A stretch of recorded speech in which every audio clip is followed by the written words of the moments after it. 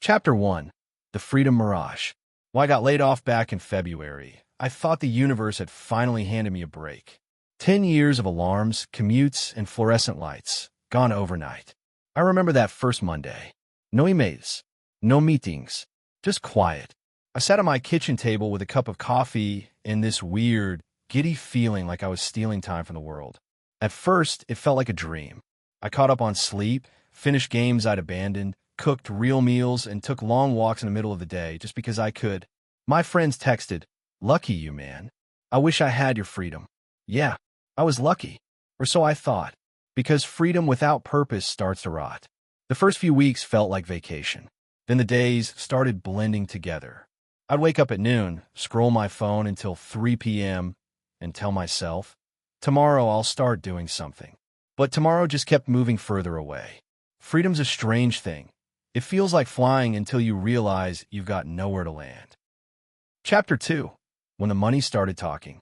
2 months later, I opened my banking app and stared at the numbers, or what was left of them. Severance, almost gone. Savings, bleeding. I sat there in my dark room, laptop open, realizing I'd traded structure for survival and didn't even notice it slipping away. Suddenly, every meal was math. Every decision had weight. Do I really need this? Can I stretch that? Groceries weren't groceries anymore. They were equations. Gas was a gamble. Every small joy, coffee, streaming subscription, takeout, started to feel like guilt disguised as comfort. The silence of unemployment turned into noise. The hum of worry, the static of panic, the constant whisper of what now?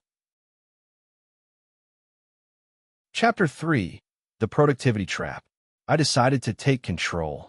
Everyone online said the same thing. Use your time wisely. Learn, build, hustle. So I did.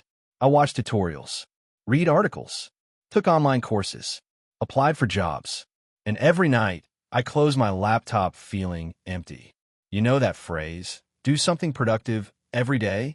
No one tells you what happens when you do that and nothing changes. I sent out 50 applications, then 100. Got 2 replies, both rejections. It's not just discouraging, it's humiliating. Like screaming into an empty hallway. Like you don't exist. I kept grinding, building a portfolio, working on personal projects, pretending I was growing. But truth be told, I was just trying to stay sane. Because there's nothing productive about sending your worth into the void and hearing silence echo back.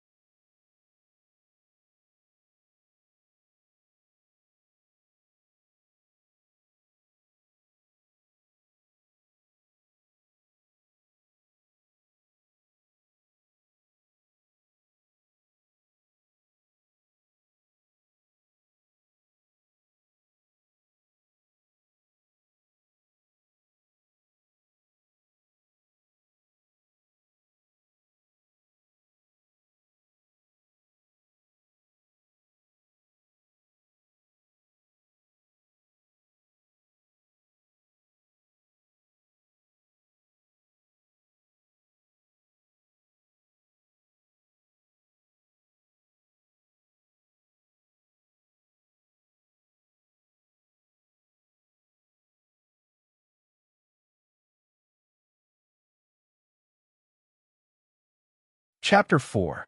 The Loneliness of Effort. I stopped talking about it. When people asked, how's the job search going? I'd lie, yeah, got a few leads. Just to avoid the pity in their eyes.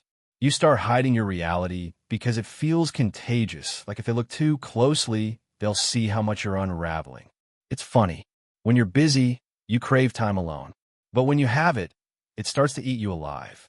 You wake up at noon.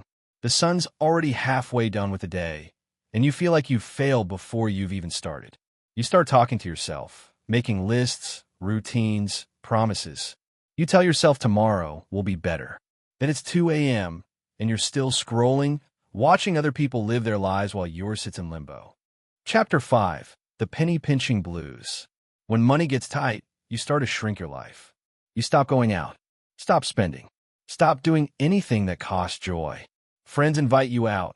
Let's grab a drink, they say. You make excuses. Can't tonight, man. Got stuff to do.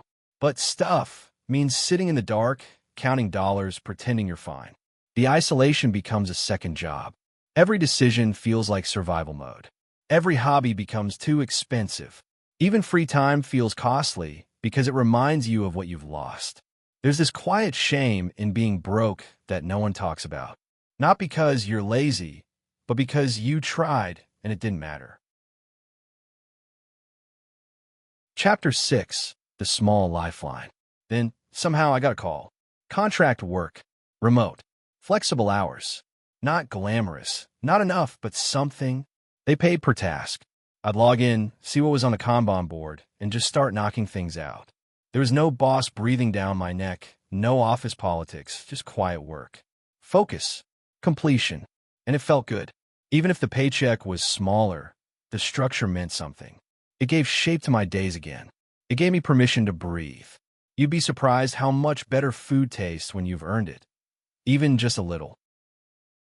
Chapter 7. Nights that still feel long. Some nights, I still lie awake staring at the ceiling, thinking about how fragile stability is. You think you've built a life, job, plans, a future, and then one email, one meeting, and it's gone.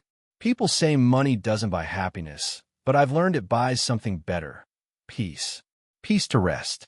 Peace to plan. Peace to dream without fear gnawing at the back of your skull. Now, I work when I can, live simply, and stay grateful for small things, a hot shower, a paid bill, dinner that doesn't come from a food pantry. It's not the life I imagined, but it's mine, and I'm still standing. Maybe that's the real success story, not the comeback, but the survival.